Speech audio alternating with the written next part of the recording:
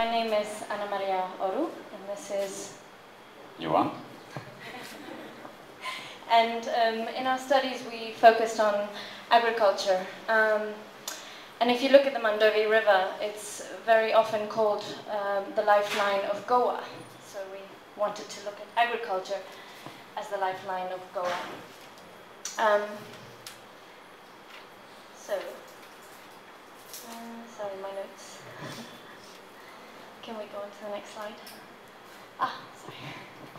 So we call this our Garden of Connections. In the last 10 days, we've been visiting with a variety of people.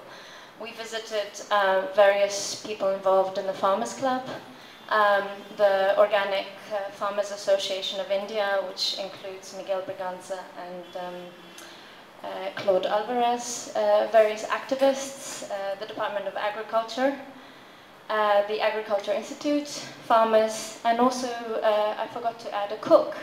So we wanted to really sort of investigate this from a very micro level on how food arrives on the plates of people on a daily level to a very macro level of how things are grown and not grown in the state of Goa. The various stakeholders which are vital to this are, of course, the people, the different distributors of food coming into Goa and around Goa, the farmers and the producers, the governmental policymakers, and what kind of planning implementations they support in terms of agriculture. Actually, we found that most of the subsidies, governmental subsidies, are towards conventional farming. Organic farming is very much a bottom-up initiative where people are actually also, the OFAI is making their own organic farming certification process. Local markets, most of the food, about only 30% of the food is locally produced. I think that's right. And 70% is imported from outside Goa that you see in the markets here. Small vendors in and around the cities and villages, and of course landowners are a huge part of this topic. If we look at opportunities, here's a whole sort of recipe of different ones available. You've got wild edible landscapes. We took a walk with Pratibha, who was one of the students we were working with from Pune. And every meter she would find a medicinal plant or a plant that you could actually make a herb with or something. It was wonderful. So there's a lot of that in the natural landscape. Permaculture, there's a few model farms happening, one specifically in Valpoi. Kitchen farming and garden initiatives on a very small level. Urban farming doesn't seem to be yet a huge, widely implemented scheme. Opportunity also for roof and vertical farming initiatives, community gardens on the inside of the city, and shared allotments on city edges. Biodynamic farming, organic farming, which is already here, of course. Sustainable aquaponics and sustainable hydroponic initiatives. It's such a varied topic and very complex sort of cycle. It's not just to do with food. So the parameters sort of cycling around agriculture include the social values of it, very much related to climate change if we're looking at sea level rise and what that will do to the kazans that depend very much on the water table at a certain level. Biodiversity, so the need to step away from monocultures. Healthcare and nutritional value of food that's being grown, so food that is organically produced versus food that is pesticide grown. Of course, rise of oil prices, food prices, water issues, land use, which covered by another team. Waste, mainly around issues of composting. I think currently there are two types of composting schemes going on around Goa. One includes wormery composting. There's actually one just down the road from here. And another one is fishery composting, where they collect all the leftover fishes from different markets and then compost those. Labor, scale, quality, distance, and technology. And then we came down to 6 sort of future paradigm shifters, which we thought were important to focus on. First one was farming, so try to see farming as a highly sought after occupation. Distribution within the state and to people locally, so trying to get that up from 30% to 100%. Exporting food also as an income generator.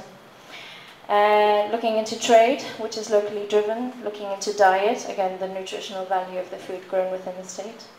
Looking into policy, which supports sustainable and organic methods of farming rather than conventional.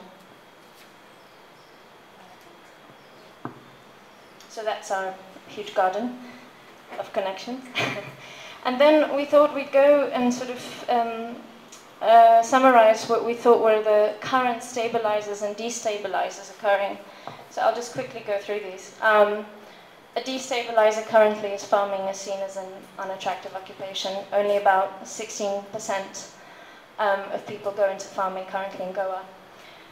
The mining industry, ecological issues, degradation of the soil, the water, and lack of fertile land, land use and ownership issues, tourism, governmental policy supports conventional farming, I've mentioned this. Also the non-disseminated research and knowledge, I'll explain that in a minute. And it seems like there are an increasing number of networks in and around Goa. People are very passionate about their state, but somehow these variety of networks sometimes don't connect. So if I look at just the non-disseminated research, we spent half a day at the Terry Institute yesterday, which is the Energy and Resource Institute, with massive amounts of reports around issues of tourism and economic development and agriculture. And these reports have been sitting on a shelf since 2004 and haven't actually gone outside of that office, unfortunately. I think later on we'll find a journalist who also wrote about them and her experience, the one you spoke to, Andrea. She's looking at me like, what are you talking about? Another stabilizer, Goa. Goa has an abundant land where anything grows. It's miraculous. The wonderful communities of farmers and different clubs that are organizing different workshops and events on a weekly and monthly basis. The current sustainable agro methods in practice, and the opportunity for change and correct infrastructure, I think definitely is a very important resource in Goa. So if we look just shortly into the future, now we look at the future destabilizers and future stabilizers. So I'll start off with the bad. Climate change. Again, like Rai said, huge topic, but I think one of the main issues will be sea level rise and then monsoon irregularity, and you know what happens there. The idea that the industry depends a lot on mining, and iron ore resource will be depleted within about 10 years, and then what?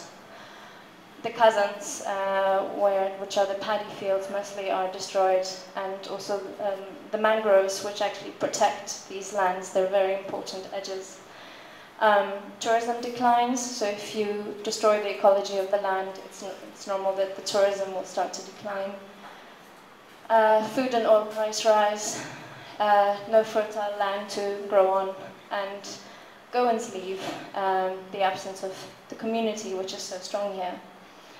And if we look at the future stabilizers and opportunities, we can look into new methods on sustainable agriculture, of course.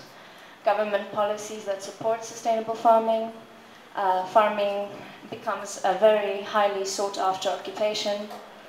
And agriculture as an economic backbone of this state, we think has a really high potential. And no back effects like mining, which includes healthcare costs and other things. And the solar economy, which no one's really touched upon yet, but the idea that there is an opportunity for that becoming an economic backbone of Goa as well. If we look into agrotourism or ecotourism, which has to be very strongly defined what that is, because ecotourism can also be a hazard. A halt to mining. I we feel very strongly about that.